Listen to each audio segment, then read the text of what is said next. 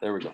If you would, open up your iPad and go to My HRW. So find that history bubble that's in there. You'll use your login to go into your My HRW account that's on there. It should be your SDOT, and then it should be your SISD number to be able to get in there. If for some reason you don't remember that one because we hadn't been back into this with Mr. Dibble, we'll use it a lot more with me as far as actually using the book and stuff. Make sure you log into that. If for some reason you can't, just follow along and we'll be able to get it back at the end of class. Yes, ma'am. I think it should be your first name dot last name, and then your SISD, and then the digit numbers that's on there. Don't do it too many times or it'll lock you out. But if you can't get in it right now because we haven't used it in a while, I'll help you at the end of class be able to get in there. And you can just follow along. You can follow along on the board. This one was your birthday on that one? Yeah, don't lock yourself out of it. We'll go back into it and do it, though. One of the big things that you need to kind of understand that's going on is America's not really a big in the world yet, okay? We've been talking a ton about the idea of the Roman societies. Talked a little bit about the empires that are building to the east. And again, I'm not very good at drawing exactly what, kind of the Eastern world looks like. But if you got Russia up here, you got China, comes down to the shark tooth of India, and you move over. And then, of course, there's Africa with the Serengeti horn that goes through. That's really bad, Africa. And then you got Europe over here in this area. So if that's Europe, that's Asia, that's India, that's Africa. We've covered this area, and that's the Roman Empire. Okay? We've talked about this area right here, which is like the Han dynasties, all the dynasties that are going on there. Okay? These begin to be connected by the Silk Road, which is a humongous idea. All right? But then there's this where life started with Africa. Okay? So you kind of got all of these large empires that are starting to build each other, and eventually they're growing tighter and tighter and tighter and tighter because of the idea of trade and empires expanding and everything else. All right? But you have Africa, who has not necessarily reached out to other countries. They haven't reached out to other groups. They've gone over a little bit. And then honestly, until the idea of Mansa Musa, whenever we start talking about him, Africa doesn't catch everyone's attention. All right? And we're going to kind of start to learn a little bit about what is going on in Africa and what is the main points of Africa and how they become a major player, and honestly, what everybody wants in the world. Okay. So if you will, if you'll look up here, and this is on page 213. So it's chapter 8, section 1 right here. Kind of touching back in there. We're not going to get into reading word for word what this is, because a lot of you should have already gone over this in last year's geography. But the biggest thing that you have to understand is where Africa is located, what its geography is like, and what it presents because of the geography that it is. All right, so this first part right here, the setting the stage, it says Africa spreads across the equator. All right, so what's the equator? You should have learned that one last year in world geography. You should have learned it beforehand also, that one. What does the equator mean? What is equator?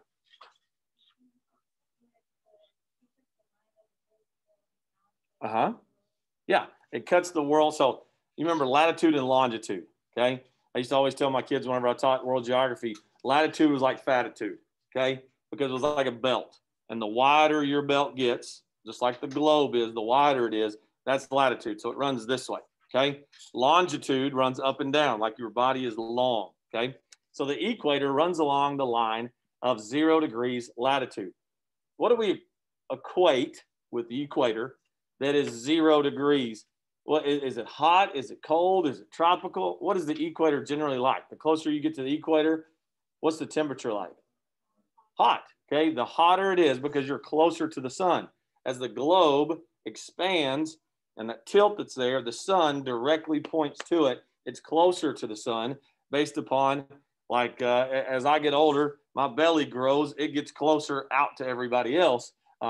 So that protruding part that goes out of there, that's closer to the sun. So therefore, it's going to collect more heat that's going to be there. So it's a broad range of Earth's environments, from steamy coastal plains to snow-capped mountain peaks. Some parts of Africa suffer from constant drought, while others receive over 200 inches of rain a year. Vegetation varies from sand dunes to rock waste to dense green forest, and interaction with the African environment has created unique cultures and societies. Each group has found ways to adapt to the land and resources that it offers. So one of the big things, if I grab a globe, is the sheer size of Africa, okay? So this is Africa, it's about the size of my hand, okay? If I go to the United States and it covers the entire idea of what North America is, okay? So we think of the United States as, we're in the US, we're large because it's where we live at. But the idea is that's like two fingers.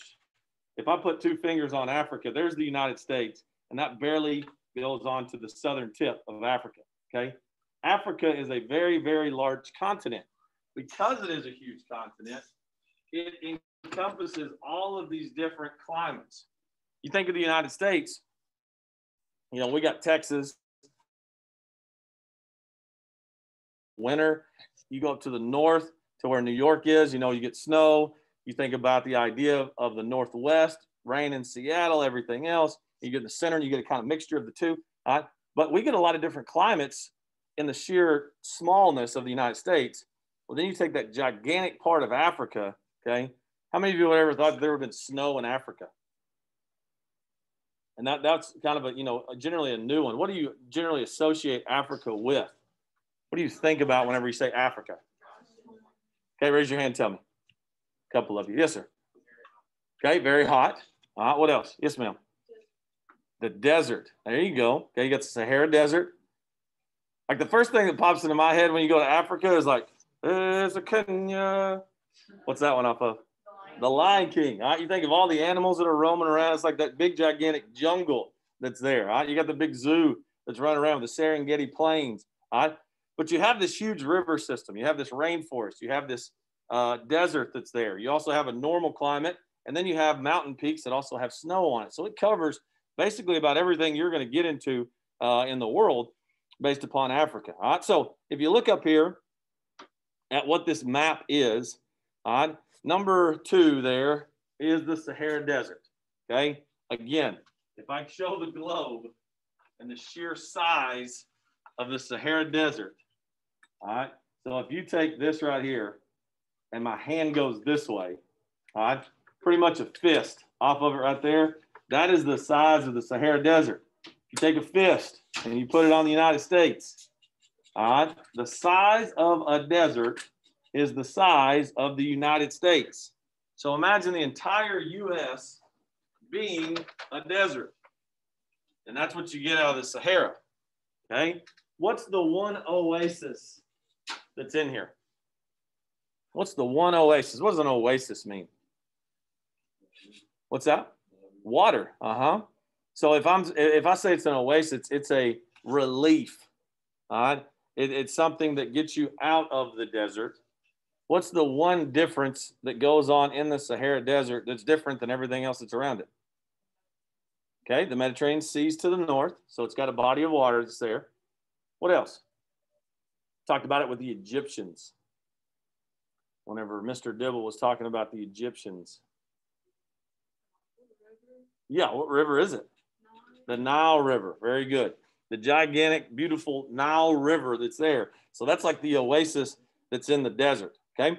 So right below it, the Sahara, it goes to the Sahel.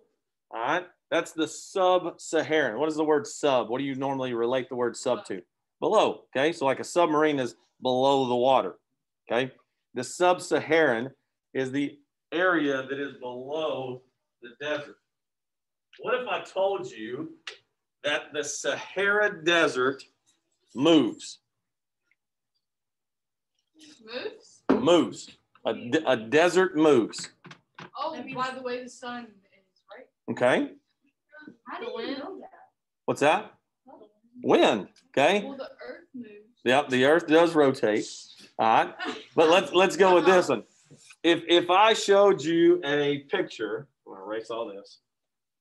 If I took a picture of the Sahara Desert right here, and let's say this is the desert, okay, and all these dots right here, that's sand. And then right outside of it is plants on the Sahel, the sub-Saharan, and this is a sea that's up here, okay? This dirt from the Sahara, based upon the wind, actually travels all the way across the ocean, okay? It also moves in brief places because of man and because of wind. So over time, this area right here, because of wind, can overtake this grassland. All right. Man has gone back in and tried to reclaim some of that land because they planted actual plants, trees, shrubs that take a root system. So then that way, instead of the soil becoming sand, it stays dirt and it actually grows into the roots. All right. Think it's soccer season. How many of you ever looked at the practice field up here during soccer season? What always happens over there right by the goals, Benham? Yeah, it gets rutted up and it basically turns into sand.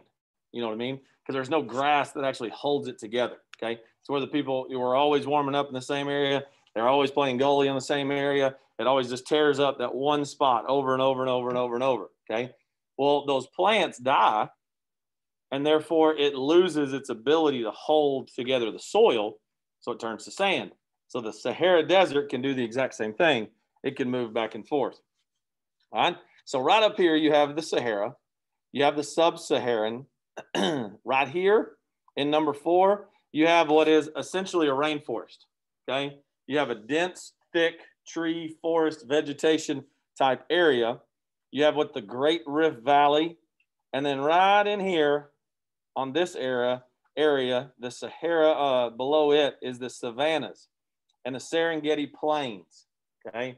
That's where whenever you see the example of, let's say like the world, National Geographic, where they'll have like the thousands and hundreds of thousands of wildebeest and zebras and cheetahs and lions and everything else.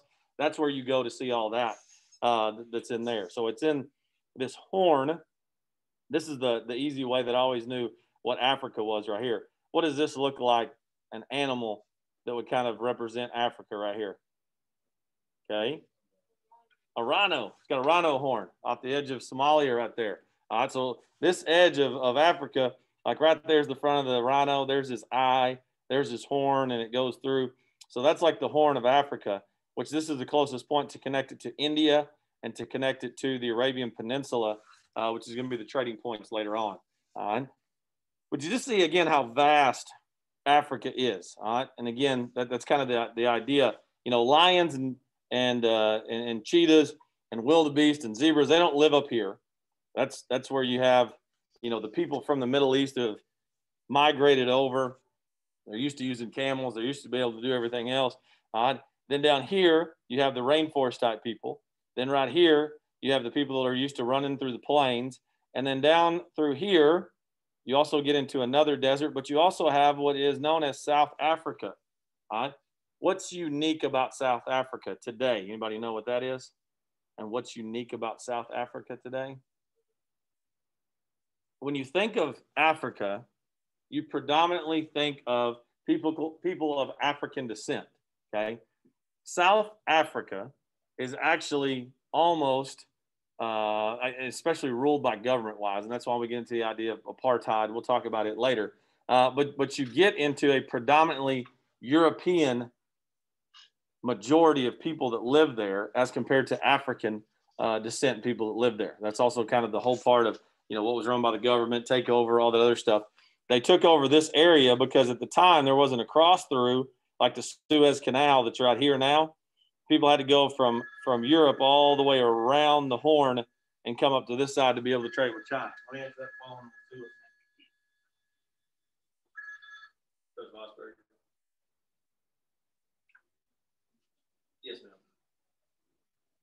tell them. Thank you, ma'am.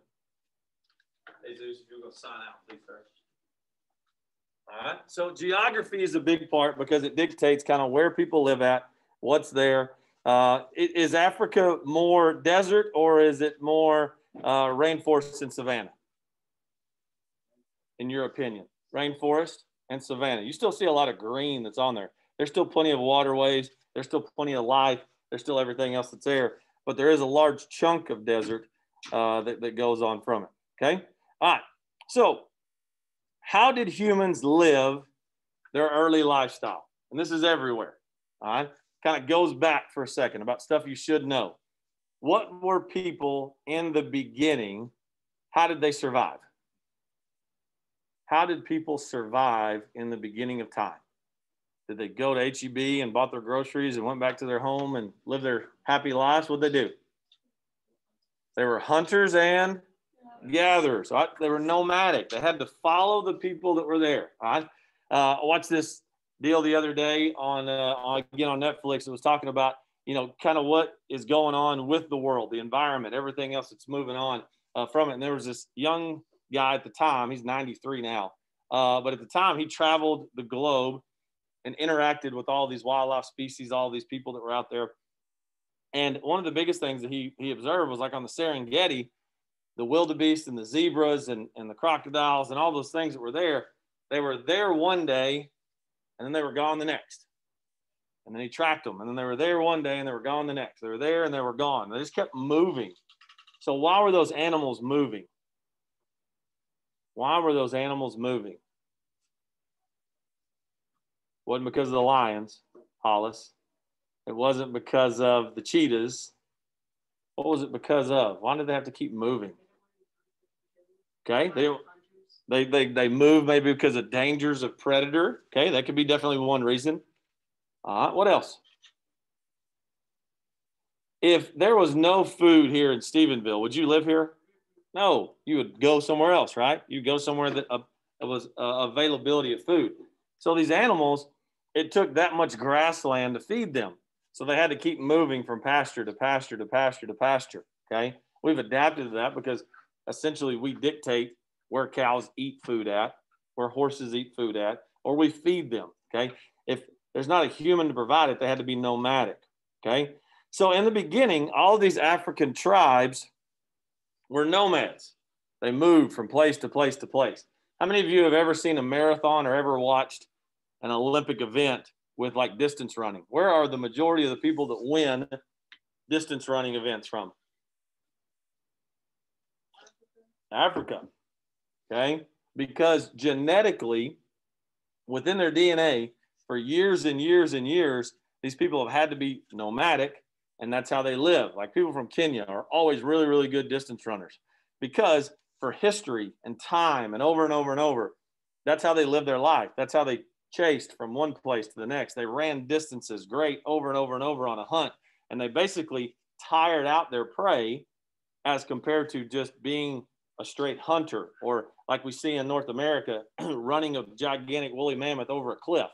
Okay, they tracked them for days and days and days until they initially tired them out, and in turn that enhances your DNA code, your adaptation over time to be able to handle that right there.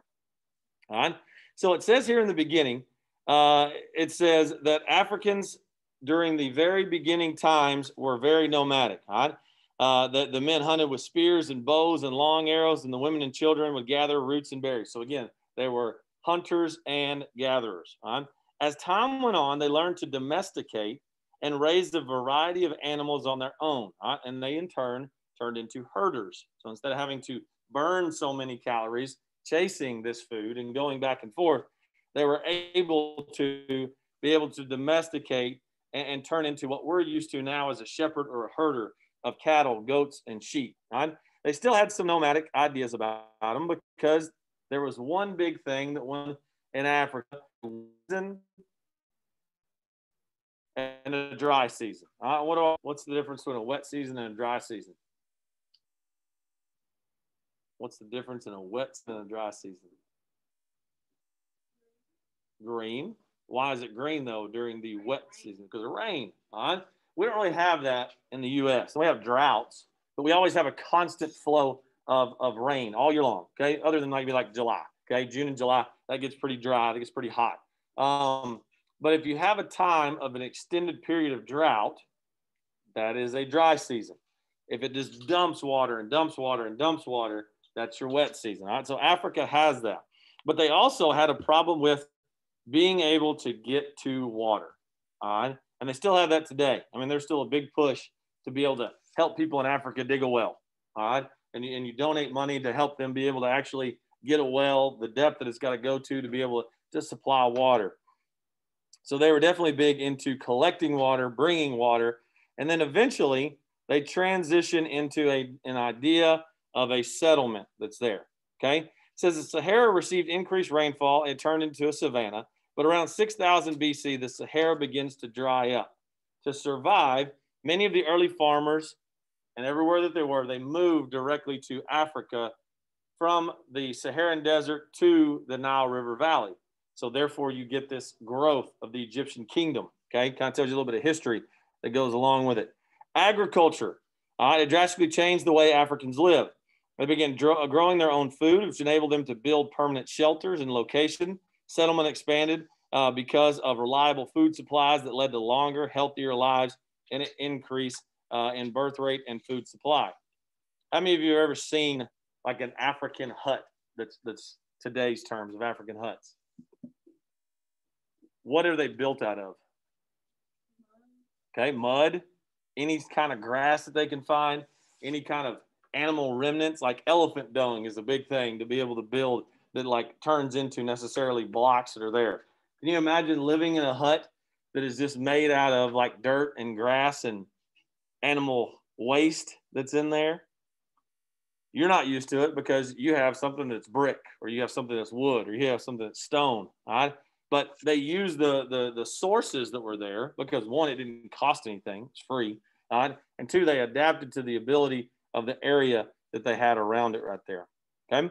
So the early societies, they did have religion. All right. The idea of animism, all right, a religion in which spirits play an important role in regulating daily life. It says animists believe that spirits are present in animals, plants, natural forces, and they also take the form of souls of their ancestors. All right. So the idea of animism, the closest thing that I can kind of put this together with, how many of you have seen the movie Avatar? Okay. What's the big point of emphasis? What's the major thing in Avatar? What's that? Okay. They're still in their land. All right. But what's the center of life in Avatar? The tree. It's one big tree. How many of you have ever been to Disneyland in Florida? Anybody? That was when we went a couple of years ago, and they just came out with the brand new part of Avatar. And right in the center of it's this big, gigantic tree of life. And then the ride on it's pretty cool. They pack in like, I don't know, it's like 400 people go on this ride, and you're sitting over the top of this deal with a big old huge projection screen, and you're flying one of those little dragon deals in Avatar. But that was probably one of my favorite parts of Disney was the idea of the Avatar display. But everything was about animism. It was about animals, and it was about vegetation, and it was about the circle of life that everything puts back together with it as far as that goes. So how many of you have ever heard what a shaman is? Like a shaman. That's like an African priest. All right. Like the medicine man, the priest, the guy that, kind of looks freaky compared to us as far as what we think of a priest is, and, in a white robe or a cloak, like the Pope that would be there, or how you would see your priest or your preacher dressed today. A lot different that's in there. It says keeping history. How did we know about their society? There was a storyteller. All right? The storyteller was known as a groit. All right? It kept the history alive, and it passed it on from person to person. So one person would be in charge of knowing everything that went on for their entire society. All right? And then whenever he's about to die, he tells all of these stories to the next person that's going to be the groit, and that person's going to keep the history going on. He tells it to the next person, and that person keeps the history going on. All right? What's the bad part about having a mental memory of your entire history of your civilization? What are some of the problems that can be faced with a groit that's there instead of writing things down? What's that? It might not be as accurate. My story may change from what really happened over 100 years. You know, I may forget a piece out of it, which is like a key piece that's there. Okay. So it may not be as accurate. What else? What else could be a problem with storytelling? The stories, what's that?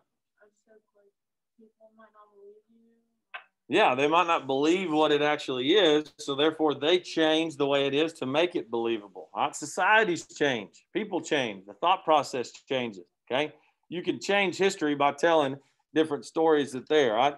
But a Groit was a person that was able to keep the idea of what it is. We don't necessarily have a ton of written record of what goes on with them because there wasn't the writings, there was cave paintings, there was walls. It was kind of a lot like the Neanderthal idea of how things went, okay? But we do know what they did based upon archaeology, okay? So the idea of archaeologists being able to go in, dig up remnants, dig up facts, see exactly what tools that they used, and we kind of piece together the idea of what people in Africa were able to do. The other thing that they left was art, and art is very big because if you don't have a written record of what you do and what you've done, your art is a big thing because it actually presents what you're supposed to be about. Right? It gives people an idea about what to kind of go through and see what you may be technically about right there. Okay, ironworking. There's a picture of how they made their ironworks, how they created a furnace as hot as they possibly could to be able to get into the ironworking that is there. And it also gives a valuable idea that Africans had a resource that everybody wanted, okay, which is iron, okay? That's going to be a bad thing because people are going to come to Africa to try to take the resources that they have, just like they did for many, many, many, many years that go on there, okay? So it says refining metal was an important technological advance in every civilization. Africa was no exception. Iron tools were stronger than copper and bronze. So iron tools and the technology to produce them were very valuable. Producing iron began by mining the iron ore. The iron ore itself was bound with other minerals in the rock, and the trick was to separate them so you could turn those into, whether it was your sword, whether it was your arrow spear, whatever it was, to be able to actually make it into a very solid working tool that is there. All right. The last part there goes into the heights of Ginodaro, which was about 50,000 residents. So they did have some large civilizations. They did have some big civilizations, some big cities that were there that weren't just part of Egypt. But one of the biggest things, again, that you kind of just need to take away from the part of what is Africa is its geography. It was a lot like the old nomadic terms of everything else that we learned in the other ways. And you're going to kind of see through history that Africa kind of gets left behind with all of the advancements that Europe's going to make, with all the advancements that India and Asia are going to make. Africa kind of gets left behind. So therefore they stay in this kind of, what we consider like a third world country now, and they don't progress and make those technological advances. We also help them not make those technological advances by the bad stuff that every country did to Africa. And that's what we'll talk about is the Great Race for Africa, the colonization, kind of how it changed the future of what Africa would turn into for the rest of its time. But the biggest part is just kind of understanding the basis of how Africa starts. All right? And then tomorrow we'll start talking about migration, all right? How things move from one place to the other, how because of that movement, languages begin, all right? Intermingling of different languages. And again, that kind of concept goes with every continent that is there, okay? So that's an introduction to Africa. That's what you got for today. You're free to go on that. There you go.